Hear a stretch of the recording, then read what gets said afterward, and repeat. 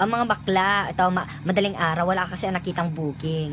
Pero ito, meron ako ituturo sa inyo kung wala kayong booking, tapos wala kayong pera, nagtitipid kayo, tapos ayaw ninyo na madumihan kayo. Meron kasi ding araw na ayaw ninyo madumihan, tapos wala kayong pera. So, ito yung ibibigay ko sa inyong tip pag ganon, wala kayong pang-booking, pero libog na talaga kayo kasi sobrang lamig ng panahon, gusto nyo talaga magpa-usbay at saka gusto magpalabas ng nata de coco o kaya mga sago-sago. Ito, panoorin nyo tong video na to at ituturo ko sa inyo. Gawain ko to.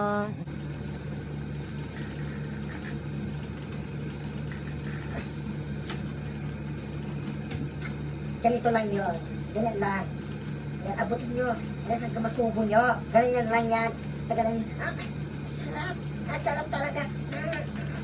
Sarap. Sarap. Tapos pag hindi pa rin kayo nasasarapan, pwede nyo hawakan to. Sarap talaga. Ganon. Ganon kung wala na kayong pera. Ganon lang naman, di ba? Para-paraan lang yan. Dapat maging baklang Hokage, ninja moves sa sarili para, ayan, para wala na kayong gas. Ay, ano ba yan? Nahulog pa, muntik na nahulog yung cellphone ko. Wala na kang pera. Pag wala kang pera, yun yung gagawin ninyo. Naku, sarili na ninyo mag-enjoy kayo, hindi pa kayo matutumihan. Diba?